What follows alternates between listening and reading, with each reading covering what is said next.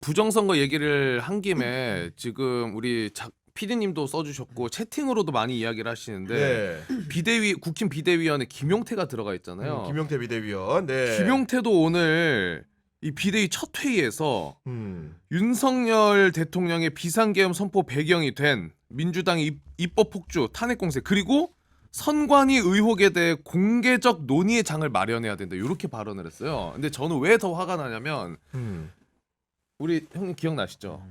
총선 끝나고인가? 맞아. 김용태 이 자리에 저희가 한번 같이 불러가지고 같이 방송했잖아. 예. 그때 이제 22대 열리기 전이잖아요. 어. 그때 제가 그래도 젊은 보수로서 저는 기억나. 기백 예. 있는 정치를 보여줬으면 좋겠다. 국힘 안에서도 젊은 보수로서 아닌 건 아니다. 이거는 이렇게 가시면 안 된다라는 기백 있는 모습을 보여줬으면 좋겠다. 제가 분명히 물어봤어요. 이렇게 맞아, 욕을 기억나. 했고 예. 그랬더니 제가 뭐 그렇게 하려고 한다. 뭐 이런 취지로 얘기를 했었거든요. 그 뒤로 보여주고 있는 지금 행태가 안 될 사람들은 안 되는구나. 그러니까 걱정되는 건 아까 말한 것처럼 흑화의 속도가 점점 빨라지고 있는 겁니다. 그러니까 김용태 같은 경우는 그래도 국민의힘 안에서 방어벽 같은 사람이라고 생각을 했는데 신인규 변호사 잘 아는 분이잖아요. 그렇게 생각을 했는데 지금 뭔가 그 물이 들어가지고 그거를 보호하고 방어하는 지경에 이르고 있는 겁니다. 지금. 그러니까 너무 좀 이제는 처참함을 넘어서 좀 끔찍함을 느낍니다. 그러니까 김용태 뭐 지금 의원이고 이제 비대위원인데 김용태 의원 정도만 해도 그래도 어느 정도의 합리적인 판단력 그리고 글을 읽었을 때 문맥을 해석하는 능력이 다 있는 사람인데 이 사람이 이상해지잖아요. 그러니까 이거는 뭐냐면은 양심의 문제거든요. 그러니까 제가 이게 지성의 문제일까 양심의 문제일까가 늘 궁금했는데 그 의문을 풀어준 사람이 있어요. 그게 네. 김대남 전 비서관입니다. 그 김대남 비서관이 녹취 들어보면요. 너무너무 평론을 잘 하고 있어요. 다 이해하고 있어요. 이 현상을 꿰뚫어봐. 다 꿰뚫어보고 있어요. 진짜 뭐 어디 가서 평론 시켜도 상황 진단은 정확하게 하고 있는데 이자의 행동은 늘 김건희의 포로 내지는 그 권력자들이 가라는 대로 거의 기계화돼서 움직인단 말입니다. 그게 왜 그러냐? 결국 본인의 욕망, 자기가 가고 싶은 그 자리, 그러니까 국회의원 배지 달고 싶으니까 그러니까. 그 욕망 앞에 다 이성과 그 합리성이 다 무시되는 거예요. 김용태 의원도 김대남의 길을 가는 거죠. 이게 얼마나 끔찍합니까? 네. 그래서 저는 뭐 김용태 의원만 제가 비판하자는 게 아니라 국민의힘은 수구퇴행 세력과 기회주의의 연합 집합체로서 이제는 정치적 역사적인 소멸의 길을 전 갈 수밖에 없다. 이거는 국민이 심판해서 가는 것도 있지만은 본인들 스스로 그냥 불구덩이에 들어가고 있는 거예요. 그래서 저는 뭐 크게 말리고 싶은 생각은 없습니다. 저는 김용태나 김재섭도 그렇고 이준석도 그렇고 그래서 사실 지금 우리나라의 이거는 제 개인적인 생각입니다. 대선 나이 제한 있잖아요. 그거 폐지해야 된다는 의견도 있는 걸로 아는데 그렇죠. 네. 나는 그게 폐지가 의미가 없다고 봐요. 있어야 된다고 봐 차라리. 왜냐하면 그 폐지를 주장할 수 있을 정도로 젊은 사람들이 정치를 너무 쓰레기처럼 배우고 너무 못해. 그래서 저는 그 말할 자격이 없다고 생각해요. 난 젊은 사람들이 정치 잘하고 있었으면 얘기할 것 같아. 나도 같이. 대선에 나이가 어딨냐. 근데 지금 보면은 난 그 얘기는 아니 못 근데 꺼낸다고 저는 우리 생각해요. 수산 씨가 네. 느끼는 감정 저는 100% 이해하거든요. 근데 저는 그렇기 때문에 제가 이준석 의원이나 김용태 의원이나 또 김지섭 의원이나 저의 과거 옛날에 같이 당에서 생활했던 분들에 대해서 제가 더 강하게 비판하는 겁니다. 왜냐하면 내부를 잘 알고 이분들이 국민들 앞에 그렇게 약속해서 표 얻은 사람들이 아니거든요. 표 얻을 때는 야당 역할 제대로 하고 정부 비판했다가 배지를 달고 나면 무슨 그 배지 안에 이상한 물질이 묻어있나 왜 갑자기 뭘 잘못 모은 것처럼 이상하게 돌변하면서 기성의 구태 정치를 그대로 답습하고 그 답습하는 속도가 더 빨라요. 그러면 이게 어떤 영향이 있냐면은 지금 수산 씨 말씀하신 대로 야 이거 젊은 사람들 정치하면 못 쓰겠네. 그러니까. 오히려 나이 제한 네. 만들어야 되겠네라고 하는 그 청년 파리의 대표적인 사람들이거든요. 그럼 저도 같은 세대로 좀 묶여 있는데 아니 젊은 사람들 정치에 참여하게 대선 제한도 풀자 저 이런 주장하고 있는데 네. 제 말이 약화되잖아요. 그렇죠. 그리고 많은 청년들의 대변이 이루어지는 게 아니라 오히려 방해와 간섭을 받거든요. 그렇지. 그래서 제가 더 강하게 비판하는 거고 정말 그런 흐름을 저도 알고 있기 때문에 이건 정말 막아야 되고 더 강력하게 이 내란 상황은 진압을 해야 된다. 맞습니다. 저는 다시 한번 그걸 요거는 밝혀둡니다. 짧게 코멘트를 하면은 어차피 젊어서 썩으면 늙어서도 계속 썩어 있어요. 정확합니다. 그러니까 제가 말하는 거는 네. 푸나 안 푸나 그런 거로 막아야 된다라는 논리로 그걸 쓸 필요는 없고요. 어차피 이거는 국민들이 평가를 할 문제예요. 네. 저는 그래서 40세는 푸는 게 맞다. 저도 그렇게 풀자주의거든요, 개인적으로 사실은. 그렇게 생각을 해요. 그거를 아예 없애든지 아니면은 뭐 이거 그냥 투표 권한 만 18세 이상으로 하든지. 그래서 만 19세가 나왔는데 사실 한 표도 못 받을 수 있잖아요. 뭐 한 10표 받을 수 있잖아요. 그것도 국민들의 평가에 맡기는 아니 근데 거는 그건 그게 맞을 것 있어요. 같아요. 제가 이제 네. 송파구청장 경선도 한번 나갔었고 그때 이제 전 선거 때 처음 이제 주민들을 만나면 첫 선거였으니까. 근데 그 젊은 정치를 상징하는 사람들이 되게 중요하거든요. 네. 그 사람들이 잘못해 놓으면요. 저 같은 사람이 여파가 크게 시작도 하기 옵니다. 전에 그렇지. 야 그냥 젊은 놈들이 똑같고 싹수가 없어 이렇게 나와요. 네. 유권자들이. 그래서 제가 이준석 의원이 젊은 정치의 상징으로 돼 있기 때문에 그분의 행보 하나하나가 미치는 영향과 파급력이 굉장히 크거든요. 그러니까 정말 더 잘해야 될 책임이 있는 건데 그렇지. 막 하고 다니면 정말 그 나이대 내지는 그 더 젊은 정치인들의 싹을 밟아버리는 효과가 있어요. 그렇죠. 맞아. 그렇기 때문에 참 이게 어려운 문제인데 저도 젊은이라고 해서 다 똑같진 않다. 그런 그러니까 얘기는 꼭 전 드리고 싶어요. 이런 피해받는 분들이 너무나 많을 거 되게 아니에요, 많은 거예요. 그렇죠. 되게 많아요. 네. 그러니까 그래서 젊다는 이번에 이유로 비판당하는 그래서 거예요. 갈아엎어야 된다는 거야, 확실하게. 그런데 꼭 나이에 많고 적음의 문제만은 아닌 것 같은데 우리 윤상현 의원 보면 그렇습니다. 오늘 윤석열 대통령 지지자들을 철야 집회를 마쳤다며 찾아가가지고 뭐라고 얘기했냐?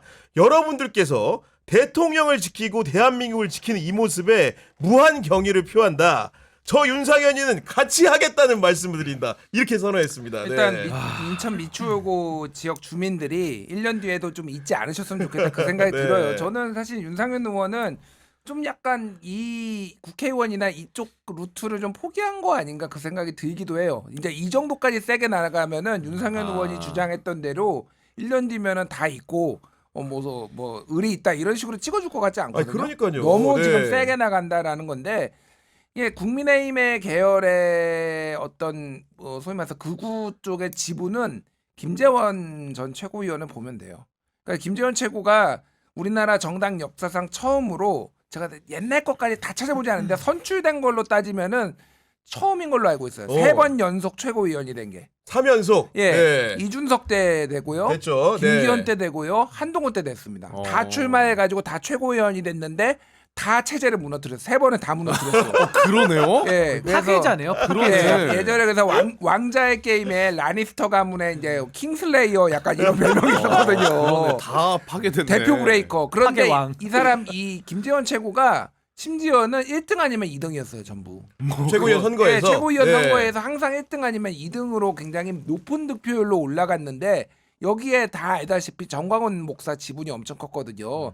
그러니까 이 보수 정당은 항상 그래 왔어요. 그러니까 이 자리를 이제 윤상현 의원이 차지하려고 하는구나라는 생각이 하나가 들고 또 하나는 윤상현 의원은 명태균 게이트로 그러니까, 인해서 이제 네. 수사를 받아야 돼요. 일체화가 잘 돼 있습니다. 수사를 누구랑. 받아야 네. 돼요. 이 윤석열 대통령 이 운명하고 같이 갈 수밖에 없으니 최대한 이제 이게 뭐 잘못된 거다 이런 식으로 또 우기기 위한 그리고 이 명태균 수사를 늦추기 위해서라도 최대한 이 대통령 탄핵을 늦춰야 되는 이런 절체절명의 상황에 있다 그런 것 같습니다. 그래서 지금 사실 보수 정당 내부에서 이런 분들이 대부분 이렇게 세게 얘기하고 있거든요. 네. 지금 윤핵관들이라든지 이런 분들이 지금 보수의 분위기를 몰아가고 있는데 대부분 수사 대상이에요. 그러니까 좀 판단 잘 하셔야 돼요. 그러니까. 그리고 잘만 하면은요.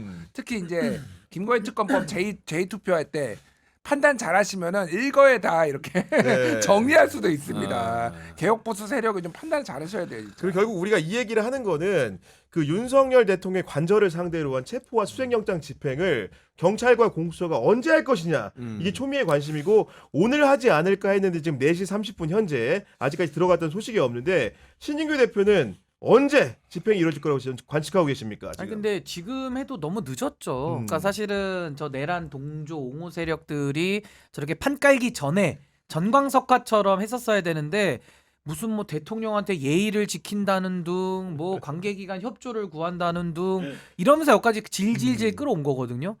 물론 이번에 그 제주항공 여객기 참사가 있었기 때문에 우리가 애도는 당연히 하죠. 그건 그렇죠. 그건 당연히 네. 하는 건데 우리가 애도 기간에도 그렇다고 직장을 쉬고 무슨 업을 쉬는 건 아니잖아요. 그렇다면 그 사람들은 본인들의 업인데 본인들이 해야 될 의무인데 그걸 저버리고 여기까지 질질질 끌어오니까 더더욱 이제 집행이 힘들어진 거 아닌가. 네. 그런 차원에서 저는 너무 안타깝고 지금이라도 그러니까 이거는 더 늦어지면 늦어질수록 더 집행은 더 어려워지는 빌미를 겁니다. 줄 수만 있기 빌미도 주는 때문에. 거고 그래서 저는 지금이라도 당장 해야 되고 제가 이거 공수처 입장에서 조금 이거를 좀 희망적으로 평가해 보자면 그 집회 지금 나오신 어르신들 있잖아요. 네. 그분들이 돈을 받고 일당으로 나온다는 의혹도 좀 있어요. 의혹. 그래서 4시쯤 되면 의혹이 팍 떨어진다고. 그래서 4시 이후에 퇴근을 한답니다, 주로.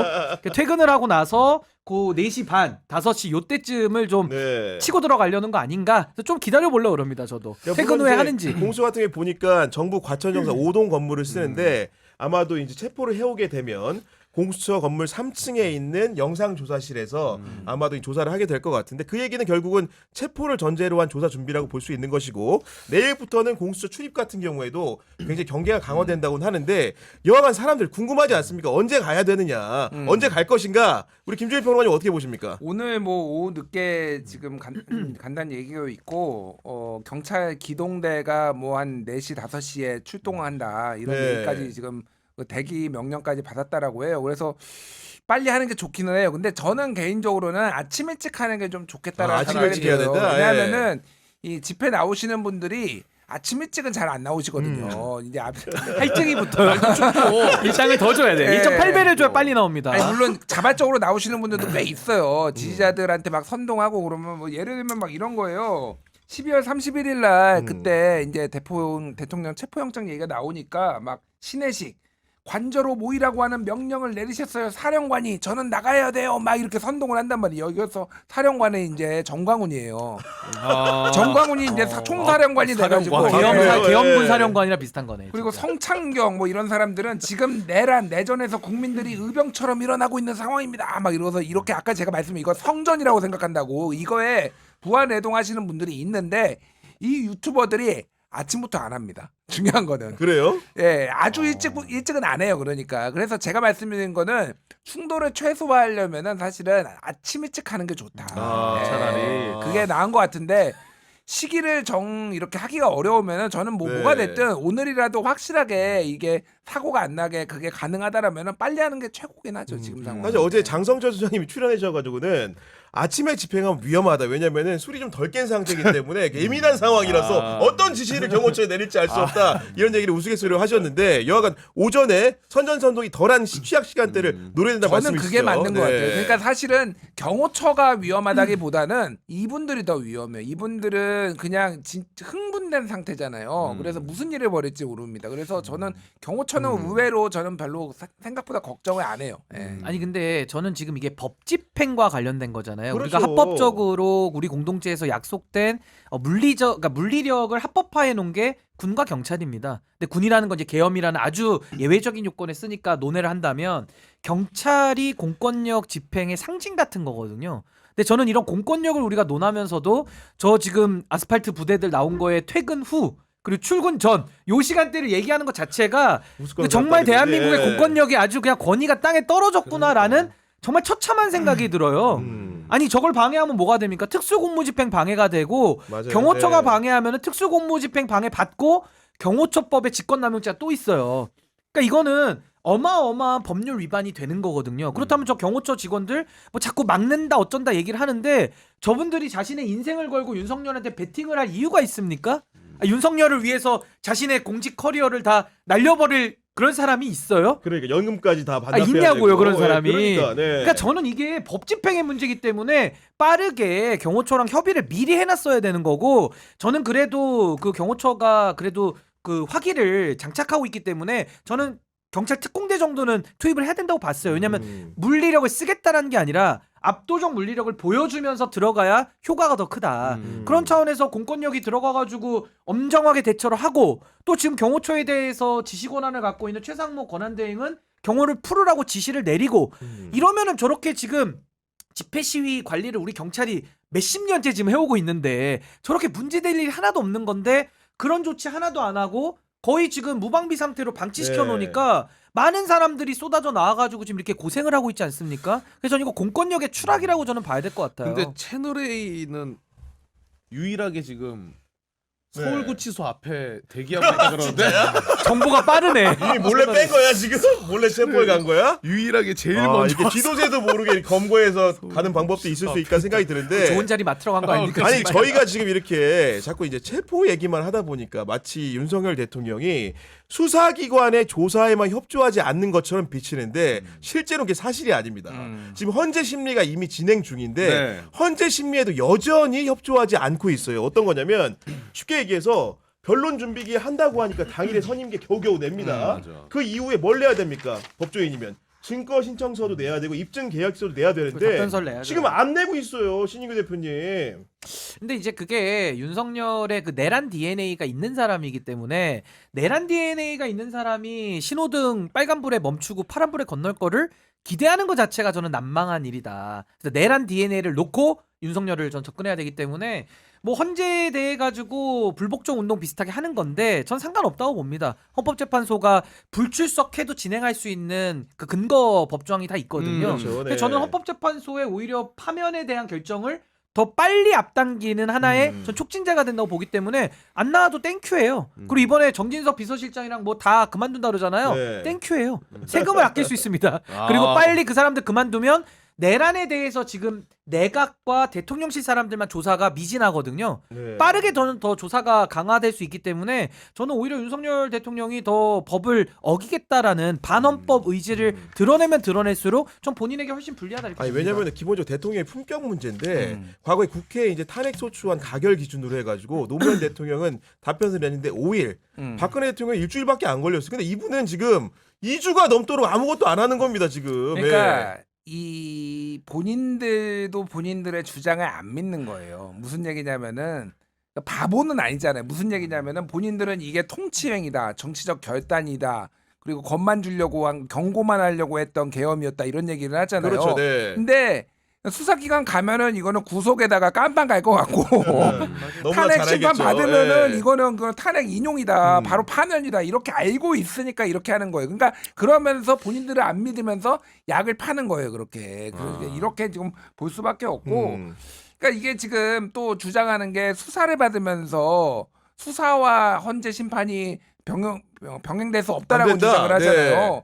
오늘 저는 그 중앙일보 칼럼이 굉장히 눈에 띄더라고요. 이거 한번 읽어보셨으면 좋겠는데 네. 제목이 뭐예요? 입법 취지로 살펴본 내란죄인데 이게 1953년에 우리나라 형법이 제정되면서 이 내란을 어떻게 봤냐라고 보냐면은 요거 좀 읽어드릴게요. 요거는 네. 그러니까 헌법을 대통령에 대한 탄핵과 내란 수사가 동시에 진행되면 무엇을 우선해야 될까 이렇게 얘기가 나오거든요. 윤석열은 탄핵 심판부터 되고 수사는 나중에 해야 된다고 그렇게 주장을 있습니다. 하잖아요. 네. 헌법을 제정하던 재헌국회에서 이런 질문이 나왔는데 이거 내란 수사는 지극히 중대하고도 급한 것이니까 그런 때에는 탄핵을 기다릴 수가 없는 것입니다. 헌법 기초자이자 초대 검찰총장 출신인 권승열의 답변이 나왔는데 1948년 6월 28일 속기록에 나와 있어요. 이게 이미 그렇게. 재정 입법 취지가 적혀 있구나. 입법 취지가 네. 적혀 있어요. 그러니까 제가 말씀드린 건 뭐냐면은 이들은 주장하는 바가 하나도 맞지 않고 지금 주장하는 게 수사 기록 유출이 안 된다. 그러니까, 헌재에 네. 쓰이면 안 된다라는 건데 수사부터 하라는 거예요. 지금 그러니까, 지금 네. 이게 입법 취지라는 겁니다. 그러니까 이게 맞는 게 하나도 없어. 이 사람들 정말로 이거를 모를까? 그냥 계속 약을 팔면서 자기 좀 지켜주세요, 보호해주세요. 시간 끌고 어떻게 해서든 시간 끌면서 변수 하나라도 만들어 보려고 지금 네. 그렇게 하고 있는 겁니다. 아니 그래서 네. 제가 말씀드린 대로 이 사람들이 모르지 않아요. 그리고 특히나 이런 잘 법률의 알지. 궤변과 예. 이상한 얘기들을 하는 사람들은 다 검사장 출신들의 법률가들입니다. 네. 그러니까 이게 뭐냐면은 이 사람들이 인지는 하고 있고 알고 있는데 딴 얘기를 하잖아요. 그게 양심의 문제고 사악하다라고 얘기할 수밖에 없는 거예요. 정말 권력에 미친 자들이고 권력에 중독된 사람들이고 나라를 팔아먹어서라도 자기들 안위만을 위해서 살 인간들인 거예요. 네. 그래서 저는 여기에 대해서는 이 내란 세력, 내란 동조 세력에 대해서는 진압만이 답이다. 근데 진압을 왜 이렇게 늦게 합니까? 그러니까. 아니 불이 났는데 자기 집이 타고 있는데 진압을 안 하는 집주인이 있어요? 아니 우리 나라가 지금 불타고 있는데 빨리 꺼야지. 빨리 네. 소화기가 됐든 물바가지가 됐든 와서 빨리 들이부어야 될 거 아닙니까? 근데 왜 이렇게 공수처장 태평하죠? 저는 그래서 오동훈 처장도 빨리 안 하면요 이거 무슨 명분을 들어도 핑계 안 되거든요. 진짜 내란의 동조 세력 의심합니다. 빨리 해야 됩니다. 정말. 그러니까 지금 뭐 윤석열 측에서 서류 하나 안 내면서 하는 얘기가 이건 했다는 거 아닙니까? 검찰이나 경찰에서 수사 기록을 제출받지 말아달라는 취지의 주장을 한다는 건데 그 얘기는 왜냐? 이미 자기 빼고 지휘받은 군 장성들은 전원 다 구속돼 있어요. 그러니까 자기의 불리한 자료만 남아있을 거 아닙니까? 그러니까 탄핵 시계를 더 빠르게 앞당길까봐 그것조차 막으려고 하는 거 아니겠습니까 지금? 그러니까 지난번에 검찰에서 김용영 구속 기소할 때 그때 이제 이진우, 곽종근, 뭐 이진우 수방사령관, 곽종근 특전사령관 이런 사람들의 증언으로 다 그게 기소의 근거가 됐잖아요. 네. 사실은 그러니까 거의 그거 그대로 갖다가 내기만 하면 돼. 윤석열 그 기소할 때도 쓰고 이거 헌재에다가 내면 되는 거예요, 사실은. 그러니까 이거를 늦추기 위해서 지금 그런 주장을 하는 건데 택도 없는 주장인 거죠, 그러니까. 또 이게 법리적으로도 내란이라는 거를 왜 못 막냐면요. 그러니까 자꾸 변호사들이 이상한 격가지 주장을 또 비틀어서 하잖아요. 그렇습니다. 그러니까 본질에 네. 대한 변론하는 사람 한 명도 없습니다. 왜 그런지 아십니까? 내란을 못 막아요. 왜 못 막느냐? 계엄이라는 것은 절차 요건과 내용 요건이 있는데 절차도 안 맞고 내용도 다 안 맞아요. 근데 안 맞더라도 절차가 자기들이 한 게 맞고 내용이 이러저러해서 비상상황이 맞고 이런 얘기를 해야 원래 정상이에요. 근데 그 얘기 지금 한 명도 안 하잖아요. 그죠? 왜 그러냐? 이건 절차 요건과 내용 요건에 관한 문제가 아니고요. 일단 국회를 장악했다는 것 자체가 국헌문란 목적의 그렇죠. 헌법 파괴인 겁니다. 선관위도 마찬가지고. 그 선관위도 네. 마찬가지고. 그러니까 헌법기관을 장악하고 특히나 국회를 장악했다라는 것은 계엄을 해제시킬 유일한 권한이 있는, 그러니까 소위 말해서 비상계엄을 하더라도 어떤 대통령이 하더라도 헌법에 따라 준수하면서 계엄을 선포하면요 국회에 경찰을 보내고 국회에 군을 보내고 네. 유리창을 깨는 일은 절대 없습니다. 그렇죠. 근데 그 일을 해버렸거든요. 그걸 전 국민이 거의 현행범 수준으로 다 들여다봤어요. 그런 이 사람들도 이미 다 증거가 나와 있고 이 내란이라는 것을 못 막는다. 이걸 알기 때문에 뭐 영장이 불법이다, 수사권이 없다. 이런 헛소리만 하고 있는 거예요 지금. 그러니까 이걸 왜 헛소리를 더 네. 들어주고 있냐고요. 빨리 그냥 가서 체포하면 끝날 일인데 뭐가 그러니까 더 필요합니까? 이 상황을 객관적으로 보고 있는 헌법연구관 출신들이 어떤 얘기를 하냐면은 박근혜 전 대통령 탄핵 심리할 때 17회 심리를 한 모양이죠. 그 얘기하면서 이미 윤석열 대통령의 경우에는 영상이나 담화문 공개된 자료도 충분하기 때문에 아마 10회도 안 걸릴 것 같다. 이런 얘기 하는 거 아니겠습니까 지금? 그러니까 예. 처음에 이제 준비기일 뭐 그때 모였을 때 좀 요청 얘기하니까 그때 정영식이었나 그때 네. 그 주심 재판관이 재판관. 네, 주심 재판관이 이미 다 봐서 필요 없다 이렇게 네. 얘기를 이미 했죠. 보셨어 영상. 그러니까. 뭐 전 국민이 봤는데 말씀하셨다시피 박근혜 때는 그때 안에서 무슨 일이 있었는지를 잘 모르는 상황도 꽤 있었어요. 그러다 보니까 이거를 다 하나하나씩 확인해야 되는데 지금 이거는 전 국민한테 생중계가 됐기 때문에 맞습니다. 시간을 지체할 이유가 없다. 제가 보기에는. 그러니까 헌재도 그거를 정확하게 알고 있어요. 아니 그리고 네. 포고령 갖고 오라 그러는데 안 내잖아요. 안 내면 뭐 합니까? 이미 다 그날 다 돌았는데 언론 기사에. 카톡으로 다 돌아서 심지어 포고령을 다 그러니까, 재판관도 네. 좀 알고 있는 얘기를 그러니까, 그냥 내라는 네. 얘기는 그래도 한번 절차는 지켜줄게 이거거든요. 그렇죠. 그러니까 네. 저는 이게 정영식 재판관 우리가 의심을 좀 많이 하는데 헌법재판관 누가 임명해도 그 사람이 무슨 아바타는 아니에요. 물론 뭐 영향을 받긴 하겠지만 그래서 저는 이건 재판은 하나만하다. 이미 정영식 할아버지가 와도 내란을 내란 아닌 걸로 만들어줄 법 기술과 논리는 없어요. 그러니까 빨리 하면 됩니다. 네, 지금 보니까 속보가 하나 들어왔는데 속보. 윤석열 대통령 관저 골목길에 들어놓은 보수단체 회원들을 상대로 한 강제 해산이 지금 이렇게 아마도 진행 중이라는 취지의 속보들이 언론에 나오고 있습니다. 아마도 그 강제 얘기는 해산에 들어갔대요. 즉슨 결국은 집행을 오늘 하겠다라는 전초전으로 보이는 상황입니다. 경찰이 강제 네. 해산 시킨다. 아마도 뭐 그런 상황으로 보입니다. 속보가 나오는 아니 거 근데 보니까. 그거는 네. 공수처 영장집행관은 좀 변론인 게 지금 길바닥에 드러누워 있어요. 근데 이거 맞아. 저체온증 옵니다. 그러니까 당연히 그러니까, 해산시켜주고 건강권을 당연히 이거는 보장하는 119 불러서 차원에서. 빨리 네. 옮겨야 돼요. 그러니까 경찰이 네. 공수처 영장을 뭐 조율했는지 아닌지 저 잘 모르겠지만 이건 해야 되는 겁니다. 저체온증 옵니다. 알겠습니다. 최상목 권한대행이 어쨌든 간에 헌법재판관 2명을 임명하면서 그 후일담이 계속 전해지고 있습니다. 얘기 들어보니까 언론 보도를 통해 추가로 확인되는 내용은 국무회의가 당시에 오전 10시에 원래 예정이 돼 있다가 12월 31일에 나중에 오후 4시 30분으로 고쳤다는 거죠. 그리고 이제 그 원고도 헌재 재판관을 임명하는 원고와 임명하지 않는 원고 두 개를 써놓고 이제 기다렸다고 하는데 그 최상목의 결정 되게 여전히 지금 분분합니다 의견이. 그 무슨 예. 상황을 기다리면서 그럼 두 개를 갖고 있었다는 거예요? 그만큼 뭐 신중하려고 했던 것으로 보인다는 건데 결론적으로는 그렇죠. 네. 이제 아마 그런데 임명을 하는 쪽으로 생각은 했을 텐데 그거를 그 당일에 가지고 딱 국무회에 들어가 가지고 결정하지는 않았을 거예요. 다만 이게 혼선이라기보다는 그러니까 여러 가지 가능성에 대해서 좀 열어둔 것으로 보여지기 위해 했을 텐데 이거를 지금 이창용 한국은행 총재랑 상당히 상의를 했다라는 거예요. 이 문제를. 그러니까 이창용 총재가 오늘 신년사 하면서 최상목 대행 지금 상당히 두둔해주고 옹호해주고 뭐 이런 것도 네. 있었거든요 오늘. 그러니까 경제사령탑으로서의 약간 이제 고뇌, 고심 같은 거를 좀 강조하기 위했던 것 같고 결국은 오늘 그 이후에 이제 벌어졌던 일들이 많은 언론들이 지금 다 후회담으로 뭐 중앙일보를 네. 비롯해서 굉장히 많이 보도를 하고 있잖아요.